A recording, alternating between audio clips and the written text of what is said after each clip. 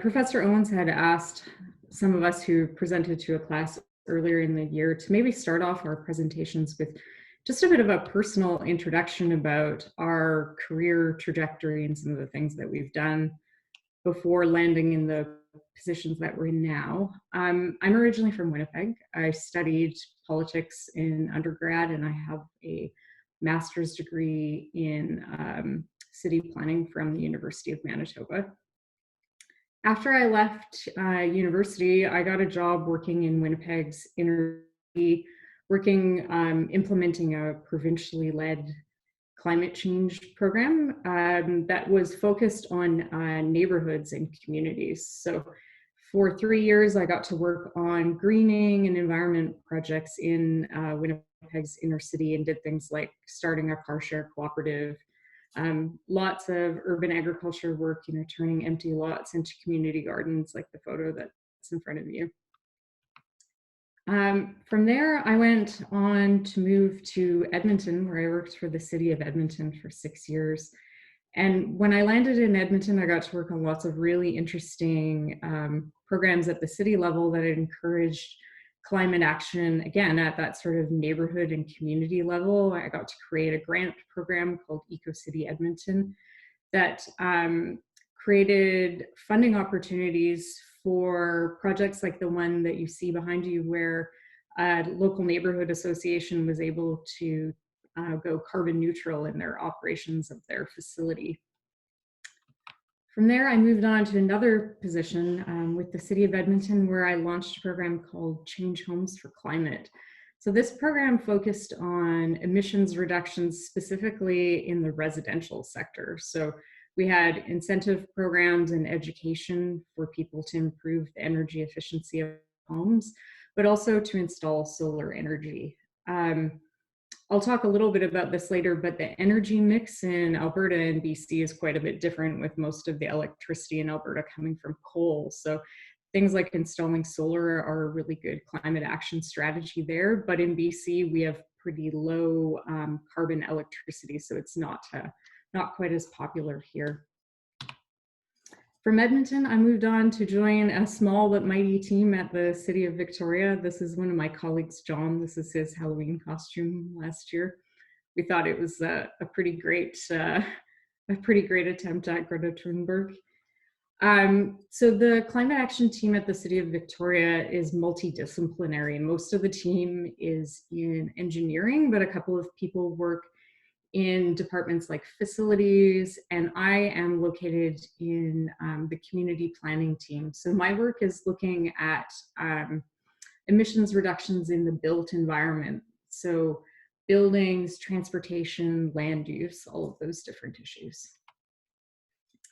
Today, I'm going to give you a bit of an overview of Victoria's climate leadership strategy, but also some of the climate emergency responses that the city has been working on, because this climate leadership plan that you see before you was actually adopted in 2018.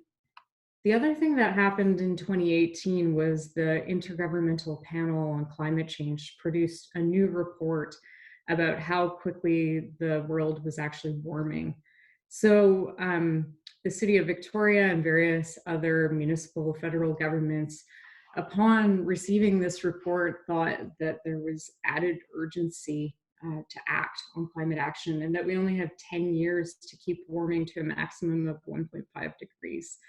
So that meant, although we just had this newly minted climate change plan, city staff went back and thought about what are some other actions or the pace of some of the work that we could do to actually try to accelerate the pace of change. So before I go on and talk about some of the policies and programs, I thought it'd be interesting to actually give you an introduction to where emissions actually come from in Victoria based on sector and by fuel type. So if you look at the graph on the upper graph, 40% of our emissions in Victoria, and this is just for the City of Victoria proper, not for the region, come from on-road transportation. The next big bucket is from commercial, institutional, and multi-unit residential buildings. then single family homes, and then solid and liquid waste. What I alluded to a little bit earlier is that if you're looking at the emissions by fuel type, you'll see a very small percentage, 3%, comes from electricity. Well, the biggest parts of this fuel type graph come from our use of natural gas for heating our homes and cooking, and from gasoline to fuel that on-road transportation. This graph here is what we represents some of the modeling that the city has done to actually look at what are the types of initiatives that a city government could take on that would help us actually reach our 2050 GHG targets and actually stay in line with that IPCC report and others. So some of the highest impact areas, if we're bundling things together, are things like building retrofits. So trying to reduce, again, the amount of emissions associated with heating our homes, with air conditioning, all of those different things, but also that low carbon mobility strategies are the next and highest impact things. So if we're looking at the different types of things, it would be that, you know, we're aiming to have 55% of trips that would be walking and cycling, and 25% of trips are transit by 2041. So these are some of our big goals and strategies. So when we went back to council last fall with that climate emergency declaration, some of our bigger policy goals that we talked to council about were things like the development of complete, compact, low carbon communities, building out more safe and efficient transit, pollution-free cars, trucks, and buses. So that would mean the electrification of a lot of our vehicles, zero emissions building and hot water heating, low carbon materials, and climate resilient ecosystems. And I'll talk about what a lot of this means throughout the presentation. But before I go any further, I thought this would be an interesting time to also introduce this concept that in Canada, our different levels of government are often solely responsible for different issues. For instance, the province is responsible for things like health and education, whereas cities are responsible for things like land use and waste management. The interesting thing about climate change and climate action is that it spans all levels of government. So the three things that you're looking at here are, the first one, the Pan-Canadian Framework, is the federal government's climate change plan. Then we have Clean BC, which is our provincial government's plan, and then this climate leadership strategy from the city of Victoria. I guess just noting too, you know, cascading down, these are also the municipal governments are also the level of government with the least amount of dollars, and also the most restrictions on the types of initiatives that we could take on to actually reduce climate change. So when the Local Government Act was created, it's an act of the province. Something like climate change didn't even exist. So there are real limitations on the things that cities can do to actually reduce emissions. So one of the projects that I'm working on right now is actually an advocacy campaign to the province to allow cities to have some very specific powers that would help us in meeting our climate targets. I mean, in another lens, though, it's also good news that all three levels of government also have to take on the role of fighting climate change. So what are some of the more tangible things that we're actually doing in Victoria to try to reduce our emissions? So I'm going to talk about our oil to heat pump incentive program, about building retrofits, about the energy step code. I'm not going to talk too much about active transportation because you guys are going to have another presenter from the city, I believe, that'll talk a bit more about that and some of those other transportation related goals around transit too. She'll address that.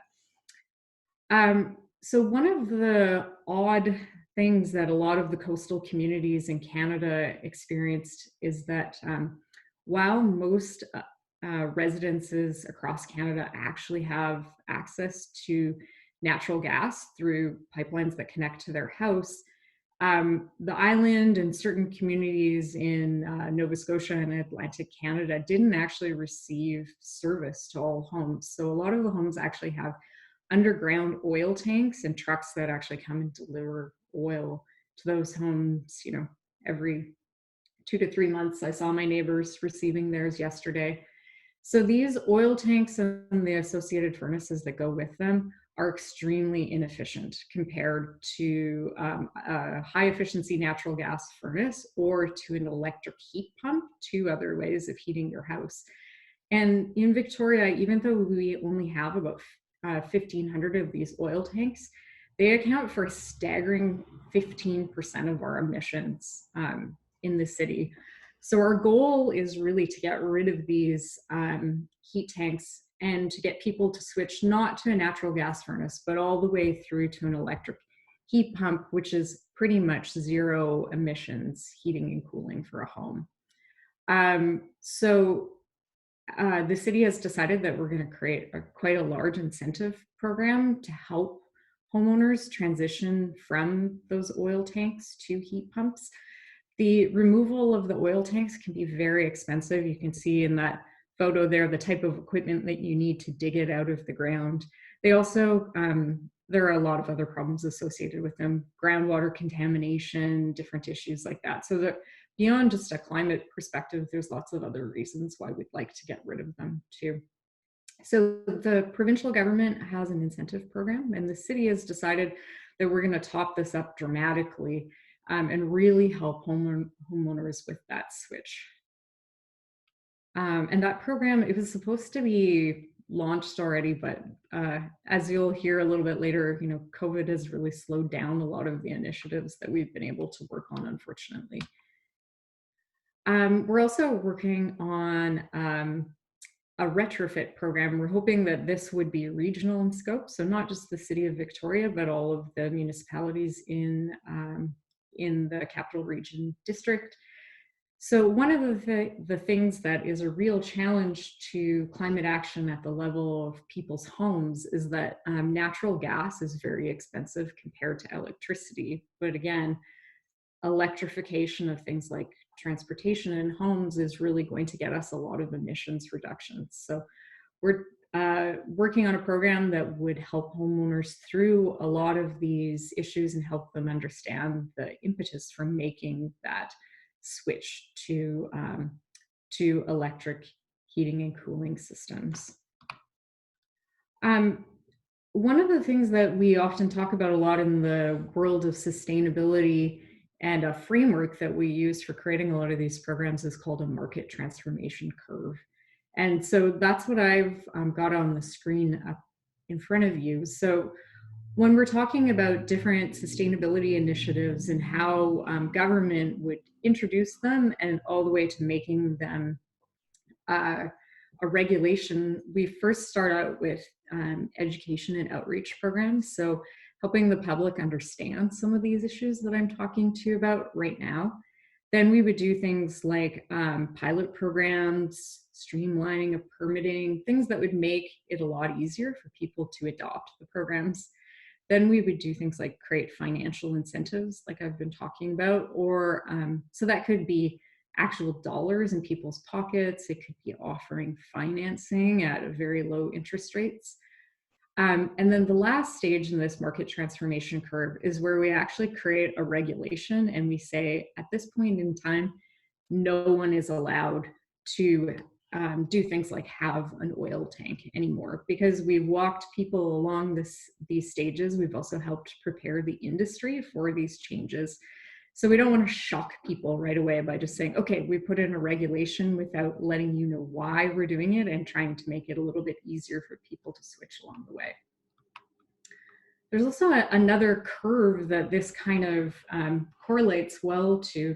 So if we're thinking about this, a diffusion of innovation model, where if we're talking about societal change, there's always a small group of people at one end who are innovators, then next, the early adopters, the early majority, the late majority, and laggards. So if we're thinking about that market transformation curve, The innovators are the people who didn't even need the education and outreach. They were maybe the ones who were actually coming to the government and saying, you should make these changes and this is why.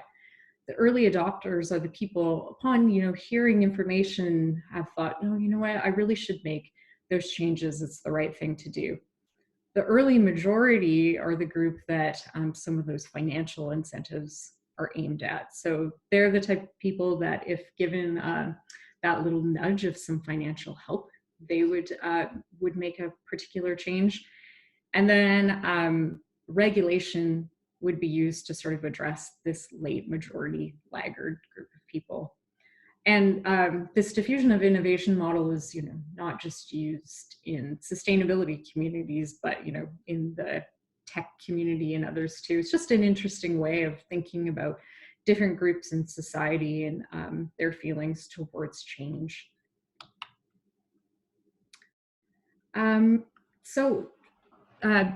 The province of BC allowed municipal governments to decide how energy efficient we wanted new construction to be within our municipal governments.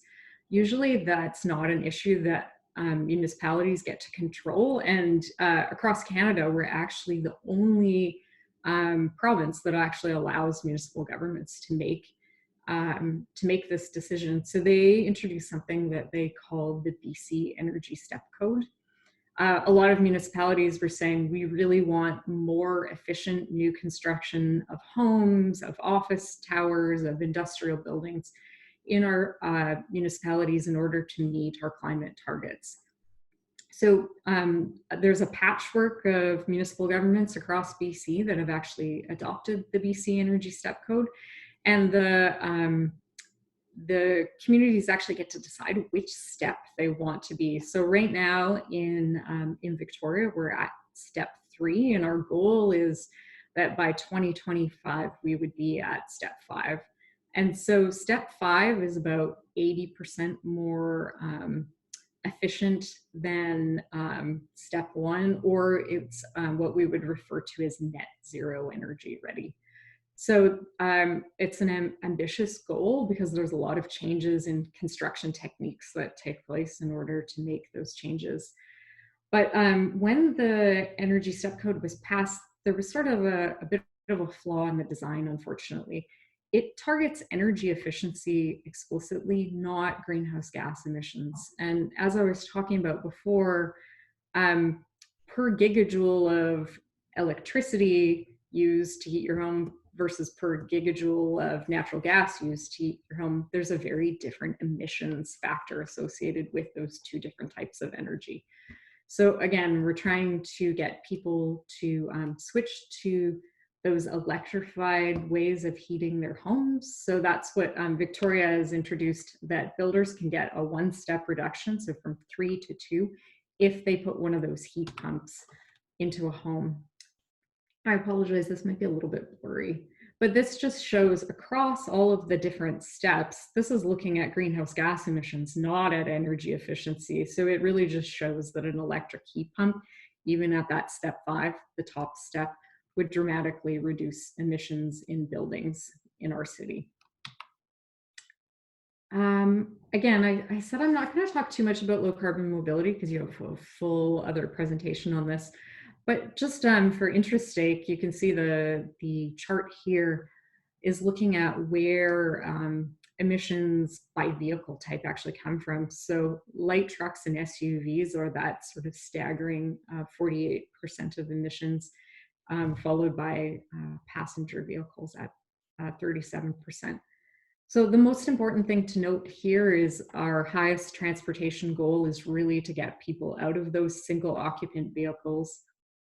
And if that's not possible, then to electrify the vehicle, but we're really trying to promote cycling, walking, and transit as the modes of transportation that we would like Victorians to take. We also have a section on waste management, and you can see if we're looking at if you're wondering, where do emissions really come from in waste management? Organics are a huge part of that. So, really, separate out your organic material, make sure it doesn't end up in the landfill where it turns into methane. Methane's, we used to say that methane was 21 times stronger of a greenhouse gas than carbon dioxide, but there's new research out there where they're suggesting that it's more like 70%. So that's one of our biggest strategies, is to try to keep organics out of the landfill. But organics aren't always what you would think of necessarily too. Things like paper, wood, textiles, those are also, it's not just the food scraps from your kitchen. Those things ending up in the landfill also will turn into methane. So this is a goal of ours, again, of keeping those things out of the landfill. So this section on municipal operations, the city actually has two greenhouse gas emission inventories. One is for the community, so that includes all of the things that we do in our day-to-day life as residents, all the buildings that we would go to.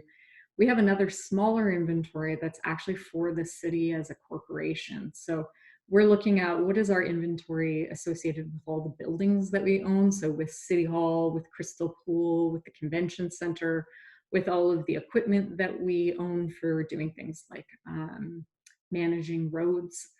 So we also have two separate climate plans. We have a specific one just for trying to reduce emissions associated with all of the things that we manage in a day-to-day life. And this, while it's a very small portion of overall emissions in Victoria, it's really important because it's also the city leading by example. So if we retrofit our buildings, if we move our fleet of heavy equipment that works on road to electric, away from diesel, these are all things that we're hoping that the private sector will emulate afterwards as well.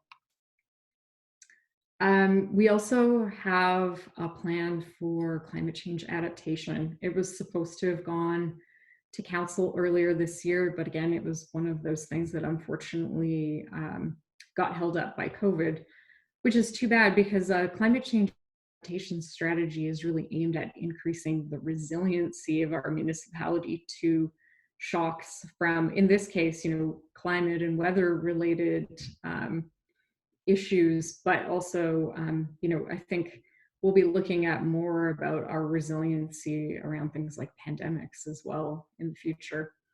But, our major climate risks in Victoria are things like sea level rise, rain events where we receive, like a month's worth of rain in one day, and wind. Those are the types of things that will get worse over time. So this climate change adaptation strategy that's about to go to City Council is looking at dealing with some of those issues, looking at our infrastructure, creating better emergency management strategies in case we do experience sort of those catastrophic impacts of climate change as well.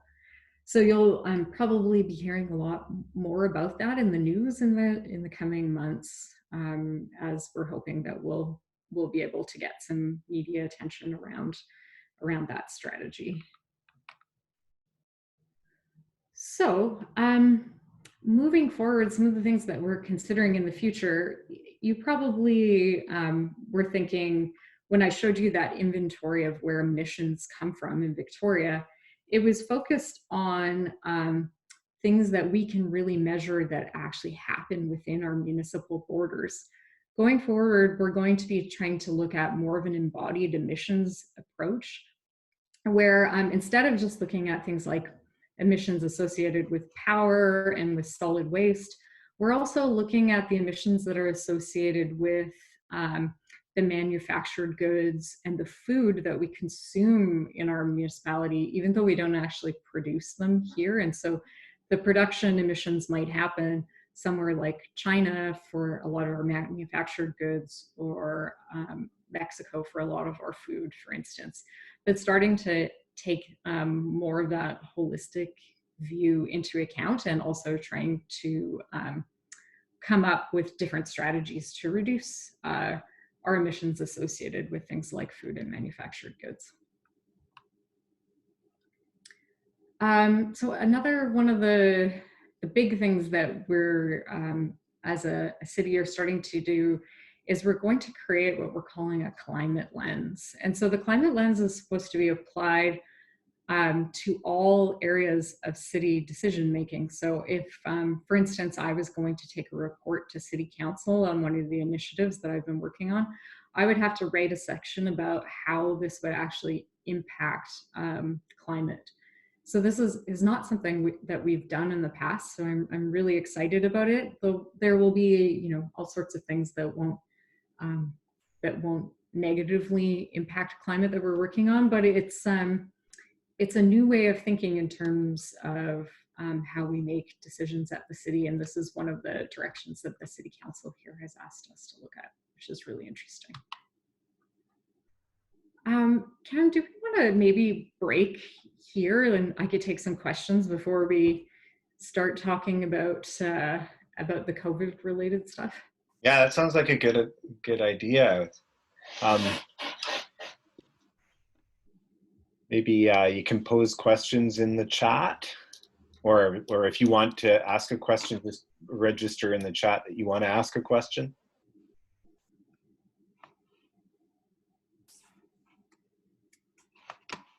Maybe while you're thinking, I'll ask a question, Robyn. Can you elaborate a little bit on embodied emissions? So I think that's emerging as so important. So just to be clear, we're talking about those things that typically municipalities hadn't looked at. You know, the consumer goods or the things that come into our communities that obviously have emissions associated with them, but municipalities struggle to figure out how to regulate them or even acknowledge them. So could you elaborate what we can do to take account of that? Sure. I mean, food is a little bit of an easier one to look at because when we're looking at a lot of the embodied emissions associated with food production, it's about transportation. So again, if you're eating something that had to be flown here, you know, thousands of kilometers, the emissions impact associated with that versus something that was grown maybe in a greenhouse 5 kilometers away from here are dramatically different. So it is looking at some of those strategies of, you know, where could municipal governments play a role in helping to do things like localizing food systems. But as you can see, it's a really challenging issue. You know, how do we start having some influence on residents about things like consumption habits and overconsumption? And because we have control over things like waste management, we can at least deal with the end of life cycle. And again, hoping that things that are organic materials don't end up in our landfill.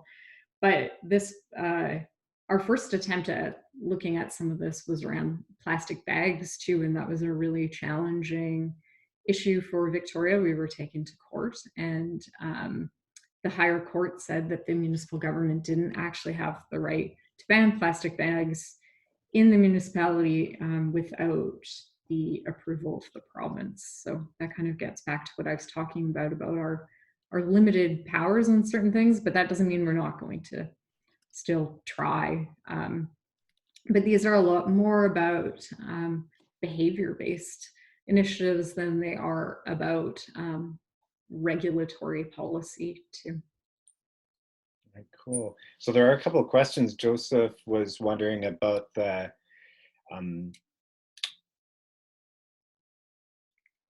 asks, why are electric furnaces not included in incentives as opposed to natural gas for people who aren't comfortable switching right to heat pumps?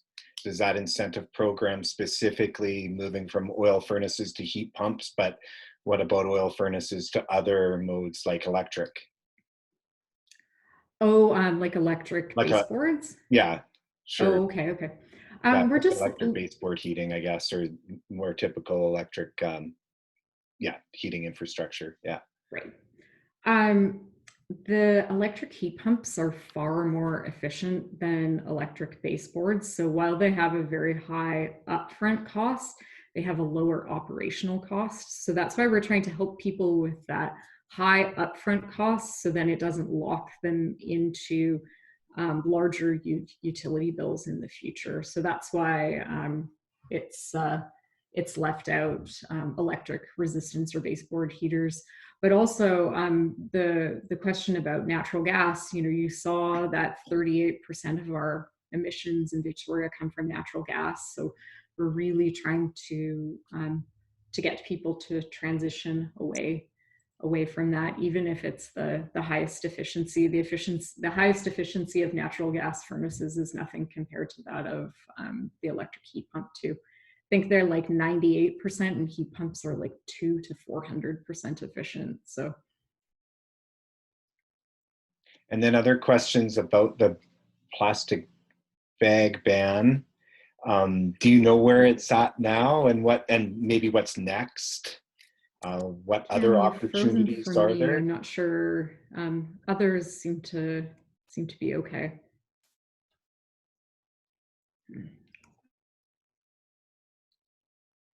Sorry? Oh no. Hi, Robin. I thought I could perhaps ask you a question. Sure, Um, sure. I have a question about ride sharing because I know there's the 40% of vehicles that are, individual drivers on the road, and you're trying to change that. Um, but do you think that ride sharing could possibly be a way to reduce that, or if that looks like something that'll come to Victoria? Because I know it's been highly contested in Victoria and Vancouver, and yeah. Yeah, unfortunately, we've seen in the cities that have really high rates of ride sharing in the US in particular that it's really caused an increase in emissions there, which is unfortunate. But so, one thing that we highly try to support instead of ride sharing is the idea of car sharing, because car sharing is supposed to be supportive of people living car-free lifestyles, so that you can mostly take the bus and mostly bike or walk, but for those times when you really do need a car to do a big grocery shop, or perhaps go on a hike or something like that, that you do have access to a vehicle. So um, ride sharing, yeah, we're a little bit leery of, but there are other shared mobility platforms like shared scooters and bicycle shares that we're also looking at trying to promote in Victoria right now, because the provincial government recently passed some legislation that'll allow those things to come to the province. So again, in bigger cities too, ride sharing companies do have the option of where you can actually share a ride with someone else, like someone that you don't know if you're going to a destination, but density, a certain amount of users are needed in order to have that share a ride option too. So a place like Victoria, unfortunately, probably wouldn't get that, because that would be an emission reduction strategy by having two people who are heading relatively in the same direction, who don't know one another, share a car. But even when I was in Edmonton, they had ride sharing since about 2017, I guess, and they deemed it not big enough to have that sharing option, unfortunately. But maybe we'll see more of it in the future. Or I don't know. This is the COVID-19. We're not sure what it's going to do to a lot of these practices that involve sharing, in particular, too. So you're saying the city of Victoria supports more like car sharing, so like Modo and car co-ops and stuff like that. Yes, yeah. Yeah, again, because there are a lot of really good studies now actually that have shown that car sharing is, again, supportive of people who live mostly car-free lifestyles. Ride sharing can play that role as well. Unfortunately, we've just seen a lot of people like in the Bay Area and things like that using ride shares actually to commute instead of using things like transit. So that's where it's ended up in this actually increasing emissions, unfortunately, or drivers just driving around as they're waiting for their next fare as well. Awesome, thank you. Right, hopefully I don't freeze up this time. But there is another question here. You mentioned from Marina, mainly you talked mainly about mitigation measures and GHG reduction, but you briefly mentioned adaptation, but could you elaborate a little bit about the city's adaptation options? Yeah. Are you guys also having someone to come and talk about adaptation Not really, this? and if it's, I know Not it's really. Okay. beyond what you specifically do, so you don't. If you don't want to elaborate, then that's fine. But maybe just flag what are generally the city Mhm. is committed not only to mitigation but also to adaptation. Yeah, so some of the more public-facing things that we're looking to do around adaptation are things like tree planting. There's the mayor's tree challenge where we'll be planting 5,000 more trees in Victoria, and that's a specifically adaptation-focused program. But a lot of the adaptation things too, they're not very sexy. Like they're upgrading our sewage and water management systems to deal again with the sort of above ground flooding and even some of the sea level rise stuff. We're also having but then there are some interesting programs, like we're looking at creating neighborhood resiliency hubs, and so those would be sort of places where people could gather and do things like charge phones, get information during weather events that are associated with climate change. So you'll be hearing a lot more about this. The adaptation actions, a lot of them are very internally focused, though they're very infrastructure focused. They don't involve the community quite as much. The ones I mentioned are probably the most community facing actions. But if you guys are really interested too, I'll ask if that draft strategy is just about ready to be released. And it's very granular. You can actually see all of the different actions that we're looking at. Okay, great. Yeah, I think you raised a really important point about often important actions are not super sexy. No. Um, and in fact, I remember even that terminology being used around when Vancouver decided to go with the the Canada line out to the SkyTrain. It was by far the most sexy option in terms of sustainable transportation. But a colleague of mine at UBC actually conducted research and found it was about the sixth wisest thing to do. Yeah. If you wanted to actually address issues of emissions and congestion in Vancouver, buying buses would have been a much cheaper Mm-hmm. and better option, but it's not sexy and you couldn't get funding support for it, right? So, a SkyTrain out to the airport sounds exciting, and there's going to be all kinds of people, SNC Lavalin and others, that are going to invest and jump in all over it. But sometimes the things that actually make the most important contribution to resilience or sustainability are quite mundane. And so I think I just wanted to flag that. I think that's an important consideration.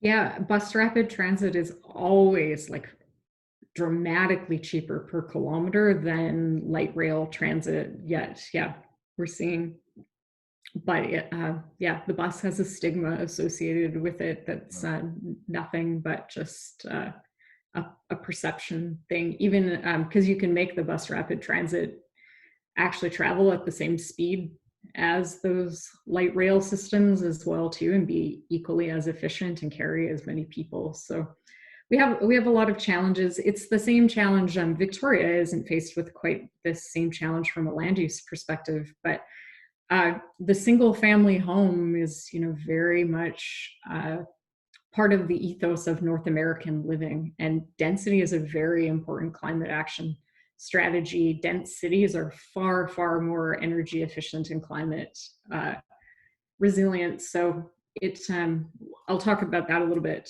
in a couple of slides too. But there again, we're sort of dismantling this idea that you know a success in North American life means living in a single family home, not in an apartment or a shared dwelling. There's more questions about adaptation. I'm not sure, maybe I mean, good point about thinking about soft and hard engineering. And I know, for example, Ships Point, there's a lot of consideration about how to redevelop. So this property that's basically a parking lot right now in the center of Victoria, how to redevelop it is effective green and public space, but also resilient space, and think about soft engineering solutions. But I'm not sure if that's in your something that, that you could do or not. It's not, unfortunately. But again, I can always put you guys in touch with in Victoria, our lead on the adaptation file is actually not directly employed by the City of Victoria, but by ICLEI, a group that supports local governments across the world with adaptation measures. So it's kind of neat. We have some really good expertise in adaptation that's embedded within our team, but actually employed by this not-for-profit. Right on. Maybe do you want to share a little bit about COVID-19 and this challenge? Yeah. So Professor Owens and I were talking yesterday, and he said, it'd be best to be sort of frank about some of these issues. And I think COVID-19 has hit a lot of professions like a brick, even though I work on climate action, and we're thinking about resiliency and major weather events and things like that. We in the planning and climate mitigation world knew very little about the threat of pandemics. So it's been a really interesting time for to be involved in the field of urban planning and urban sustainability, because this is just having such a major impact on our day-to-day life right now, but we're also not sure how this will impact long-term planning decisions into the future. So while I was putting together these slides, I was trying to think about, what seemed to be some of the winners and losers in terms of sustainable cities and the different initiatives that we need to take on for sustainability, but also how has COVID impacted them. And it seems to me, one of the winners has definitely been the bicycle. We can see the article here from the Times columnist that, bicycle sales in Victoria are booming. And because we're a relatively small and dense area, the bicycle, with a very moderate climate too, the bicycle has always been a really good way to get around here, but we're seeing just a complete spike as a result of COVID, and we're seeing cities that are giving more and more. Oh, sorry, I haven't shared my screen again, have I? Or can you see my screen? Yeah, okay. Yeah, we can see it. Okay. So yeah, we're seeing, large areas of London are being made car-free and are allowing more room for bicycles and cyclists. We're also seeing that in Stanley Park. But again, in this idea of what are some of the winners and losers, we've seen transit ridership during this time, for obvious reasons, plummet. And the real worry going forward is that we're going to see sustained lower rates of transit usage in the future. These are two articles here, and you can see like the one isn't addressing transit specifically, but what is the future of cities after the pandemic? And the example that they're using is public transportation with the photo. But also there have been a number of articles talking about, coronavirus is making people think about where they want to live in regards to living in denser multifamily buildings, but also having to rely on transit to get around. So it's a real worry to me as someone who works in this field that potentially our transit ridership rates could plummet after this. So, perhaps the bicycle could, in smaller places like Victoria, take up some of that slack. The e-bike being another, great innovation that's really helping people travel further distances with more ease. But yeah, so I guess we're not sure what the long-term impact is going to be as planners. But another thing that that this is really illustrated for us is just how much space cars actually take up in some more of our densely planned cities as well too, as we've been steadily taking little bits of urban land away from the car to allow for more social distancing on sidewalks and to allow for more use. It's been an interesting tool to point out to people just how much space we've given to cars in cities over the years. Again, using that idea of winners and losers, one thing that seems to be a loser during this time, which is perfectly all right with me, is the lawn. We've seen rates of gardening skyrocket, and that's really exciting because lawns are really super intensive to keep. As I was talking with Professor Owens yesterday, prepping this presentation, there are all these gas-powered leaf blowers, hedge trimmers, lawnmowers zooming around me. We could barely talk at one point in time. But those mixed gas tools are extremely polluting. Using them just in a place that has a colder climate like Edmonton, we used to have a little stat that using it for a season, which was usually about 5 months, was the same as driving a car for a year, even though you would only use them about once a week. So again, it's about those different fuel types have radically different emissions factors associated with them. But there's also the emissions associated with the use of pesticides and herbicides. So if more of the lawn is being taken up for the production of food, that would be a really interesting shift that we're seeing as a result of this. I also found this other article here that I thought was interesting, that apparently we have a lot of empty greenhouses because there's been a bit of a cannabis crash. How could we use some of the existing infrastructure that we have now to improve our food security and reduce food miles in Canada? But I think for me personally, the thought of food systems disruptions has been one of the most anxiety-inducing parts of the whole pandemic too. It seems to be okay now, but there were times when you went to the grocery store and certain products weren't available. And I think in our region here in Vancouver Island, we actually have a better percentage of our goods that are produced here on the island than most regions in Canada, which is really lucky. But again, we're also on an island, so we're susceptible to those types of shocks that again can come from a pandemic or from climate related issues.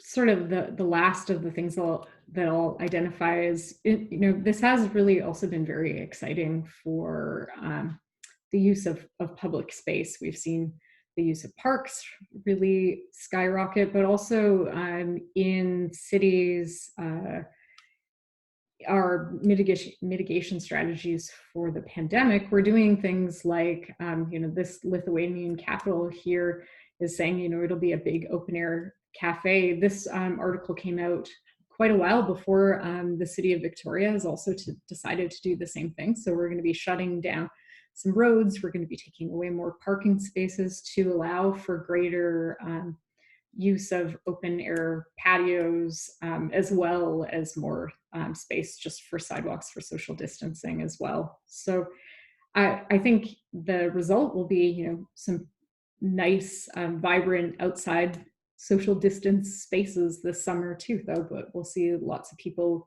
out using roadways and squares and stuff a little bit more.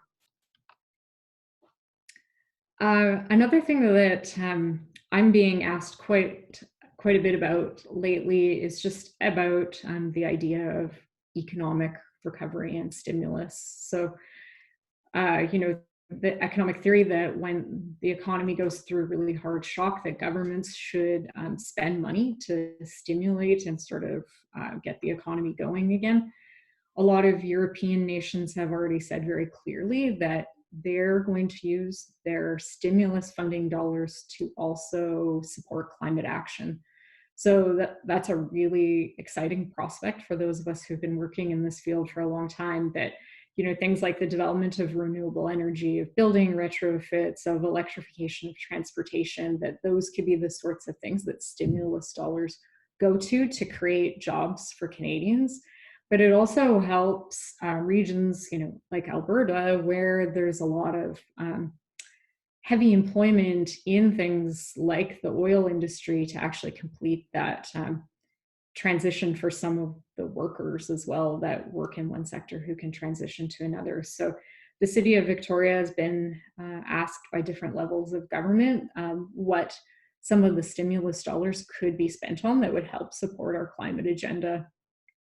So I think what I would say to you as individuals too is it's a really good time to get in contact with your elected officials and to talk with them about how some of the stimulus dollars are going to be spent. There's been a lot of talk in the last number of years about a Green New Deal, about the necessary amount of government spending that is going to be needed for us to actually meet our climate targets.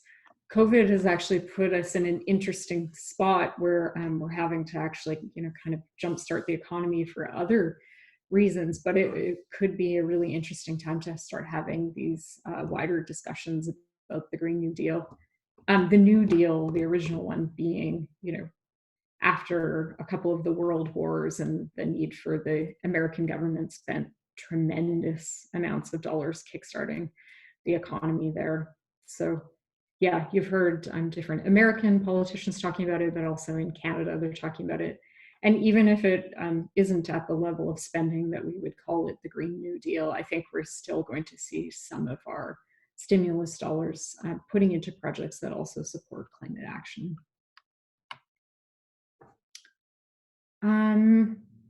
Should I stop Cam, or should, before talking about the assignment? Yeah, maybe we could have a little discussion here about this. And specifically, I mean, we've been talking about the impact of the pandemic on cities, and that's interesting. But I'm also curious if there's questions or discussions about how do you think this is affecting, someone like Robyn's work and planners trying to think about moving forward with programs and plans now, and a lot's been disrupted. So I don't know what thoughts do people have, or questions maybe for, well, we have Robyn here to be able to ask an actual planner what they're struggling with or grappling with. And that's a good segue into the assignment, where students are going to be helping with some of that.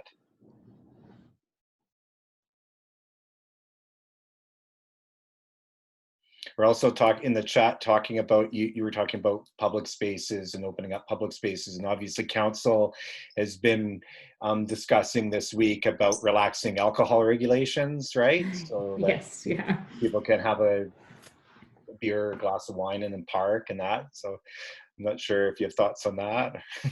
Well, yesterday, one of our urban designers at the city was talking about they're actively working on these sort of pop-up patios and things. And one of the bigger initiatives that urban designers were supposed to be working on was sort of a tactical urbanist program, like something that's actually looking at how could we do these sort of quick and cheap urban interventions that make the city a better place to be. And she was saying one of the good things about COVID is that it's actually kind of created this ability for them to test out and try new things, which is really pretty cool. Otherwise, they think, the type of stuff they're working on now would probably take months otherwise. So I think we might see some cool little innovations pop up as a result of this in terms of what we see in the public realm. And there are some very excited professionals out there who are getting to try some of the things that they've been wanting to do for years, which is kind of neat.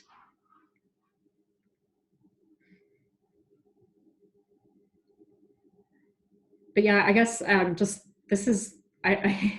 somebody was saying the other day, you shouldn't use that word anymore. It's being overused, but it really is a super unprecedented time. Like we as planners really did not anticipate the pandemic and the impact that it would have on cities. So I guess I was saying to Cam yesterday that there's continually every day all of this literature coming out about, COVID, like experts weighing in on, COVID and what it means for the future of cities, what it means for the future of climate action. As a professional, though, I'm still trying to actually go ahead and implement some of the things that we had planned. We're trying not to, just abandon all of our existing plans. So when we were thinking about your class and some interesting assignments, I was saying it would be very useful for me and for others as professionals to actually dig into some of these articles and some of the literature and to talk about some of what some of the experts are saying, because in the Times Colonist a couple of days ago, there was already a letter to the editor from a resident of Victoria saying, okay, this COVID thing should mean that City Council doesn't approve any more density downtown.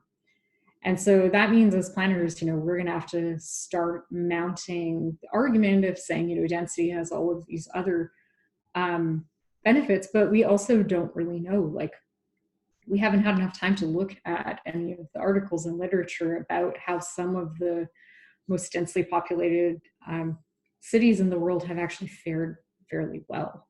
So, helping us build arguments to counter some of the things that are being put out there right now already. So that would be hugely, hugely helpful to sort of see what some of the arguments in the literature on both sides are around a lot of these issues. Right. So I know there's a group of students that are keen to work on this with you. And I'd love for those students, if you have any questions or any comments, I think it's obviously mostly relevant for them, but I think for everyone, this is an interesting issue. So even if you don't end up working on this specific project, I think this is really valuable to consider. Before we get into that, though, I'd love to ask you, like, specifically, how is your day-to-day life changed? Obviously, you're at home now doing this. Like, is there any semblance of what you did, and before COVID? Is there any consistency, or is it like, your day-to-day life as a planner? How has that changed? I guess, one of the big things that has changed is a big part of planning is public engagement and consultation on a lot of the things that are going forward. And we haven't yet figured out a way of how to hold virtual public consultations, like an open house, the type of thing where we would invite the public in to come and learn and talk about issues. So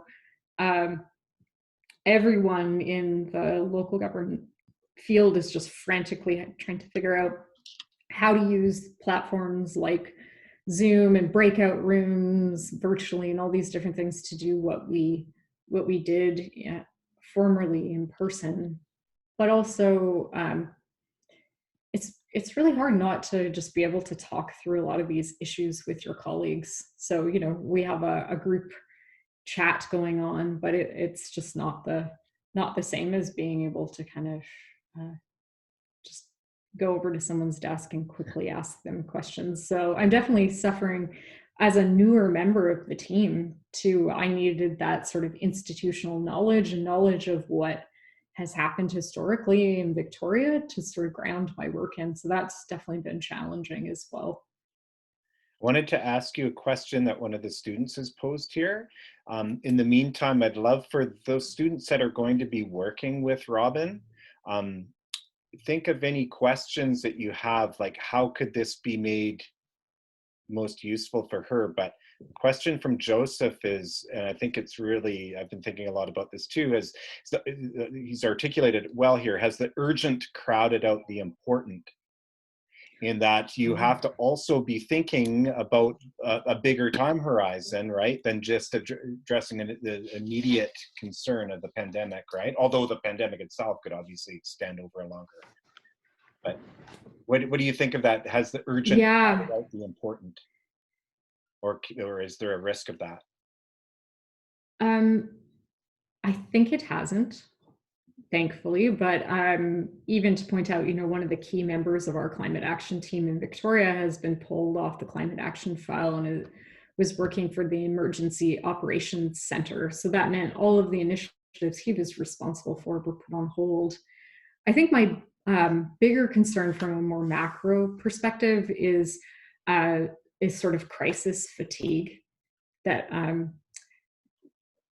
the pandemic has really worn on people's anxiety and ability to think about change. And so that what is that going to have an impact on for climate action? Because it was at a time where we were really trying to get public attention and to capture people's minds about this upcoming threat that, you know, is going to be many pronged and many years in the making, and is going to require a very concerted response to deal with. So I know from the perspective of where I work, City Council has still said climate action is really, really important, but I worry that public attention is starting to shift away from it. So hopefully some of that stimulus funding too, if we're able to create new programs and new educational opportunities for folks, it'll kind of draw some attention back to the issue. But yeah, even like part of the planning process that's very procedural is around land use issues. We have to have public hearings. So we have to allow the public to actually come and give their opinion on development related issues. And those weren't something that were allowed to be done electronically. So the province actually had to change the legislation to allow cities to do this. So we've been able, the land use planning world is still clunking forward, which is good. But yeah, there's just been so many fundamental changes about the way we operate.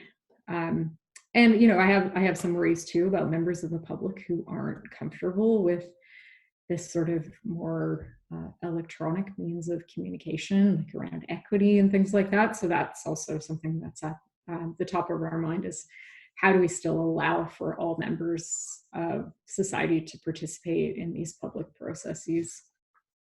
Right. Maybe I'll just take one more question here. And then, as I said, I'd love to zoom in a little bit on the specifics of the assignment, but Joseph here asks, is there emergency monetary support funding for your department, the city, that would pay for consultants to fill some gaps in staffing issues? Are there funding concerns? Yeah, so we, as part of our climate emergency response, we did have 2 new staff positions that were approved by council. Because of COVID, we don't get to hire those people till next year, unfortunately. And there hasn't been any emergency related funding that's come from the other 2 levels of government yet. Because cities, most of our budget comes from property taxes, and there's been a real limitation on some people's ability to pay their property taxes, and we've deferred them.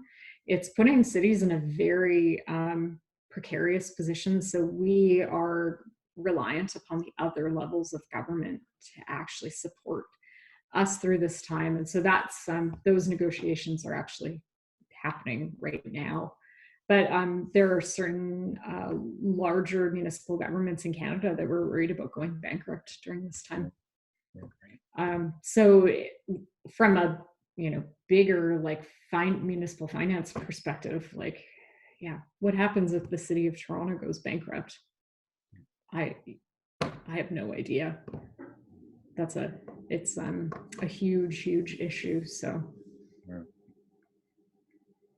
Detroit and some cities have. Yeah. Maybe what we'll do is, why don't we stop there?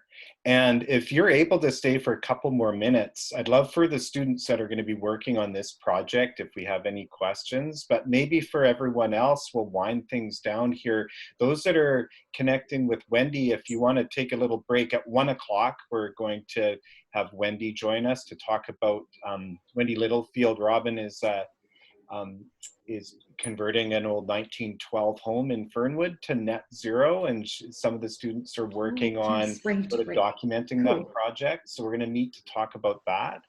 But anyone else, those that are working on the first part of the assignment, we don't have Eric here today, so maybe, we can let you go now. We'll see you on Monday. Hope everyone enjoyed today, and we'll just have those that are specifically working with Robyn can stay on, and if we have any questions as a smaller group, maybe we can work that out. And then those that want to meet with Wendy, you can just join back in at 1 o'clock, okay? So thanks so much, Robyn, for joining us under these circumstances. That was Oh yeah, no problem. It would be nicer to see you in person, but oh well. Lots of people are saying thanks in the chat, so that's awesome. And that's my contact info in case anyone has any questions, feel free to get in touch. Great, awesome, thanks so much. All right, so those that want to leave can do so, and those that are going to work on this project, I think there's about 8 students that are keen on this.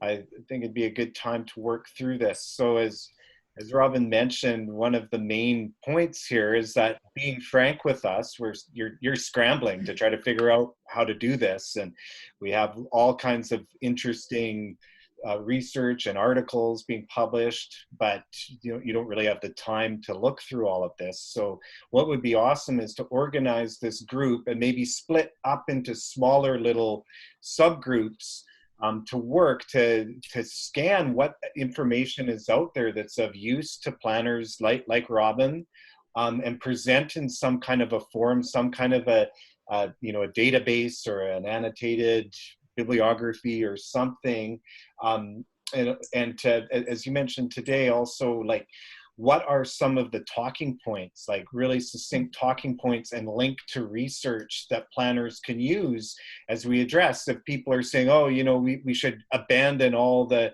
density and we should abandon public transit and we should abandon these things. Well, what is some of the more recent research support that planners can use and studies they can look at to to speak to some of those concerns? Right? I don't know if I articulated that very well, Robyn, or if you have something to add. And then maybe we just let the students jump in and like maybe have some ideas and we can start working out what will this project actually look like. Mm-hmm. Yeah, I think just thinking about it really practically, like put yourself in the position of someone who works for city government, and city council is being approached by people who are saying, yeah, no more density, and we don't want you to fund things like free transit anymore. Sort of what would some of the arguments that you would use against those sort of things? Which I think, let's make it really practical too. It's a good experience, because if you're thinking about working in this field, those are the very practical things that come up. Yeah, so I think kind of an interesting assignment. You think of it as a research assignment, except with very practical outcomes. Robyn will be able to use this, and you were mentioning passing it on to other planners and through different networks that you have, so that people would have this information to respond. Obviously, we'd like to build on it in the future. So the students doing this right now might be setting up some kind of a searchable database or something with articles, with sort of talking points, things like that. And then that could be added to by students in the future. Those that are here, do you have any questions or comments or anything? Ideas? How we can make this work? Yeah, sorry, go ahead, Catherine. I was just wondering, like, I know there's a lot of different things that you're probably having to or wanting to research and have like counter arguments for, but other than density and transit, and I know right now like social housing is like a big thing in Victoria. Are there any other big topics that you think need to be addressed in this? I think food would be another really big one too. Just to use a really tangible example, I'm part of a network of sustainability professionals who work for cities across Canada. And this is literally, everything's been happening so fast that people are like, my council told me to do something about food security. What are others doing? Right. So just because it's like, sort of these like snap, like come up with a plan of what we're going to do to improve this. So anything that you're able to find. And I guess maybe Cam, you should weigh in on this too, but I'm not expecting you'll find a ton of like academic peer Yeah. reviewed literature. This will be mostly media articles, but if you guys are curious, you can always send them to the two of us and we can kind of vet the authors a little bit too, as saying if they're, you know, well-known people that are part of, you know, nonprofits or things like that. Okay. So I think, Catherine, what I like, you were talking about these different topics, density, transit, housing. So one way to organize this might be, you know, as a whole group, you get together and decide on what would the best format be. So, you know, some kind of a searchable dynamic database or spreadsheet or something, with you know, columns of the article, a link to the article, some of the key talking points for it, something like that. And so then how to organize your work as a group is maybe split into smaller groups, and those could actually even be some of the topics, like maybe a couple of you research all the articles that would speak to density, and it, like, to what extent is density really, is it a huge concern? Do we want to step back from density, or actually is it kind of a spurious variable? Are there ways of having dense mixed use communities that are also, you know, pandemic safe, right? And transit, right? What are there opportunities for safe transit? What about housing? Like, that could be smaller groups could kind of look what's out there. What are some of the key important talking points, the research that planners could draw on? That might be a really good way of going about it. Yeah. Okay. Yeah, and it'd be really great if you guys could present, like, if you do find articles that have differing opinions on what will happen post-COVID too, that'd be super useful, because I do know I've read some radically different viewpoints on how this will impact some of these issues. So that would be really nice for us, because we're actually having a staff meeting as our community planning team, and this is actually our topic. So when I told everyone that you guys were doing this, they were like, oh, amazing. Because again, all of us have been trying to, you know, just sort of rescue our day-to-day work. We haven't had enough time to keep up with what experts are saying, you know, some of the major impacts to cities could be. So there's lots going on in the chat right now. I see like a couple important things coming out of this is, one, obviously, like, you guys connecting somehow, communicating, whatever format that is, so you have each other's contact information. And then also just starting to maybe between yourselves to start organizing into, you know, what will the deliverable look like? What format will that take? And then what does each person or each, you know, small group, maybe couples, kind of get together and pursue a particular topic or something? What does that sound like?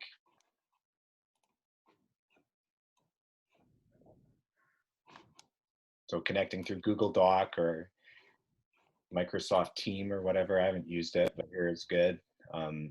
WhatsApp, whatever, like, maybe make sure your channels of communication are open, and then just make sure really clearly what's each person or small groups part of the larger project going to be.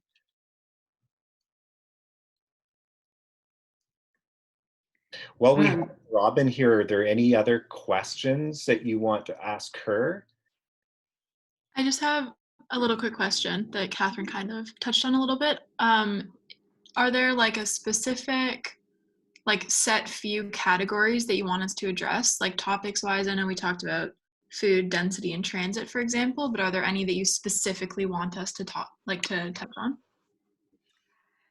I think transit in particular, if you wouldn't mind, like, if it gets covered, for sure.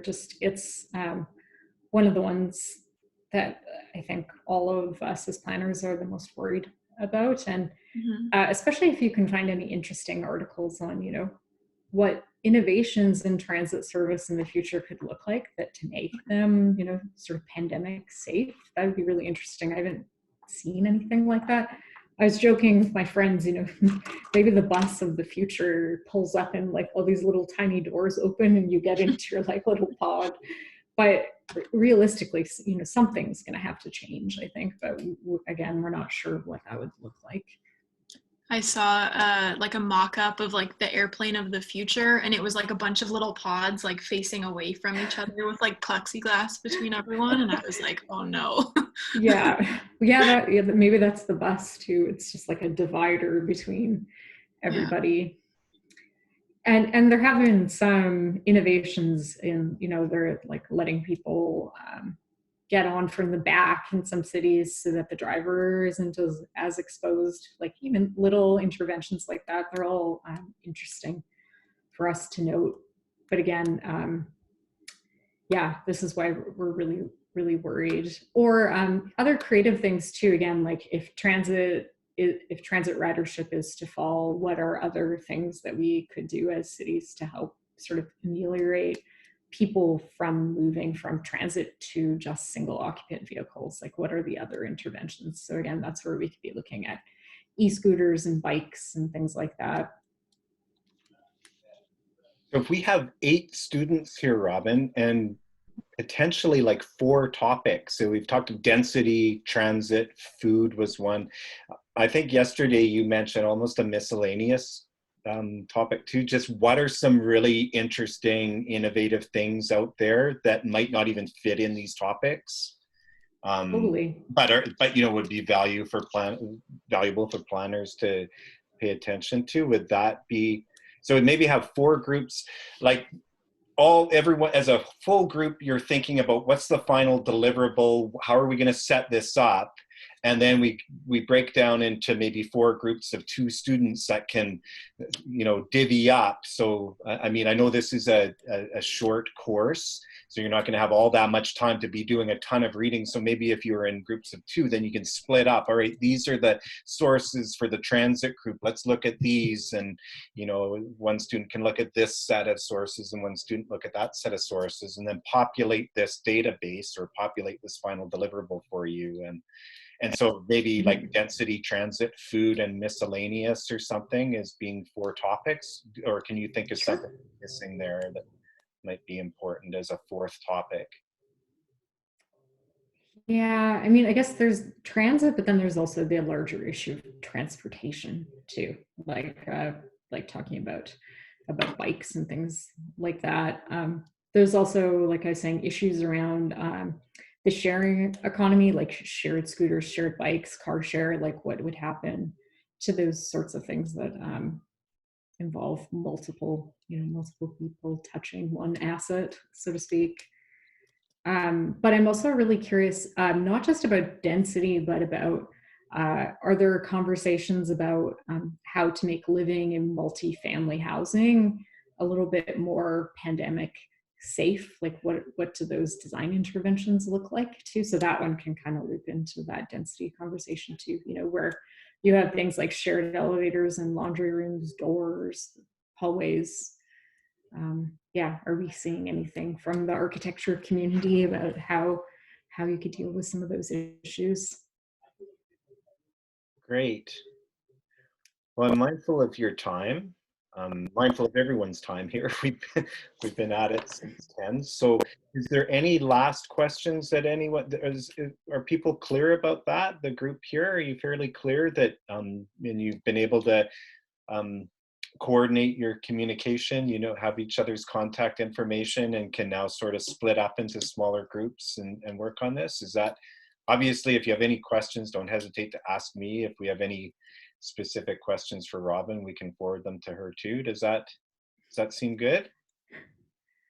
And I'm just thinking, I took all these screenshots of all these media articles to put in my presentation, but I should have copied all the links from them into something to send to you, and I didn't do that. So I'll also work on just starting to populate a list with some of the things that I've seen, just to give you guys a little bit of a head start too. And we did in the course have a little bit of an activity where students sort of did a bit of a media scan, like everyone did. Oh, good. Okay, so you already have a start. Some of the popular urbanist websites and our Facebook group that we have and stuff like that. Okay, good. All right, well, maybe we'll let you go, Robyn. Yes. Thanks so Bye, much. everybody. Great.